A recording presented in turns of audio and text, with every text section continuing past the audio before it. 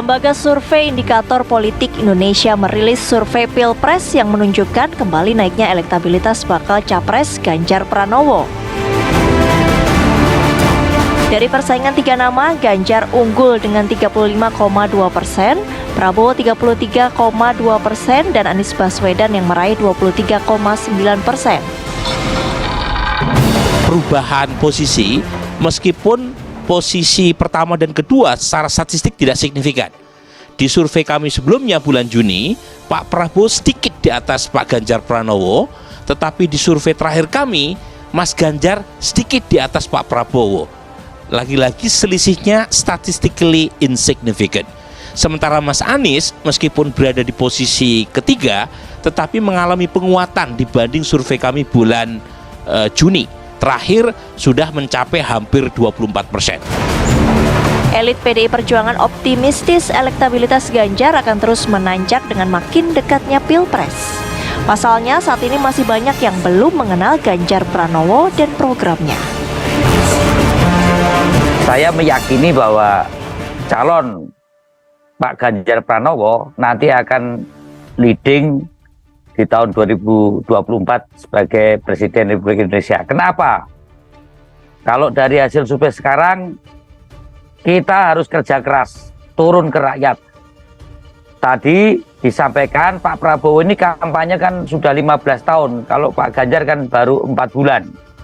Dari 4 bulan turun ke bawah ini masih ada 11-15% yang belum kenal Pak Ganjar. Kita harus sosialisasikan itu untuk kenal Pak Ganjar sebagai calon Presiden Republik Indonesia.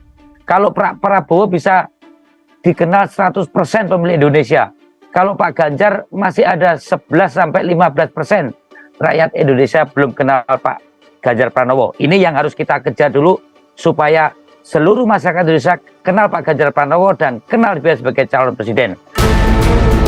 Namun jika Pilpres digelar 2 putaran, survei mengungkap Prabowo unggul dalam simulasi 1 lawan 1 alias head to head. Partai Gerindra menyebut keunggulan Prabowo dalam simulasi head to head menunjukkan apresiasi masyarakat terhadap kinerja Menteri Pertahanan.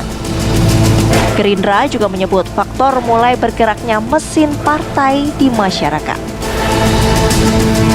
Ketika tidak ada satupun nama dalam simulasi 3 capres yang mendapatkan 50% plus 1, maka mau tidak mau sesuai dengan aturan, kita melakukan simulasi head to head dengan asumsi salah satu di antara ketiga capres tidak lolos putaran pertama. Nah, hasil head to headnya Pak Prabowo unggul signifikan, baik melawan Ganjar Pranowo maupun melawan Anies Baswedan. Jadi kalau Mas Ganjar versus Pak Prabowo unggul 7,4% lebih tinggi. Tetapi yang menarik, keunggulan Pak Prabowo ini relatif turun selisihnya dibanding keunggulan head to head di survei bulan Juni.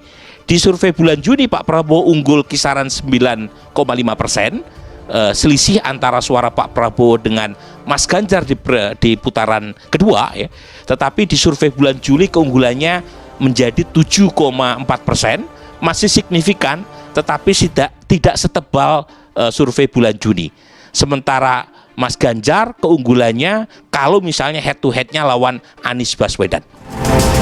Selain survei Capres, indikator juga menggelar simulasi pasangan Capres-Cawapres yang menunjukkan keunggulan Ganjar Pranowo.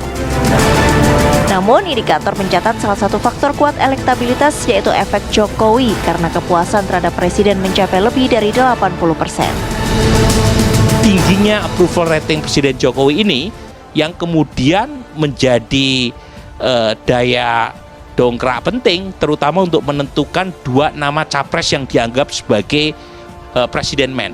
Yang pertama adalah Ganjar, yang kedua adalah Pak Prabowo. Karena keduanya ini sama-sama memperebutkan blessingnya Pak Jokowi di saat popularitas tinggi.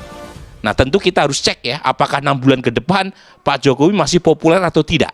Kalau misalnya popularitasnya anjlok, saya kira tidak akan ada capres yang mau mendekat ke dirinya.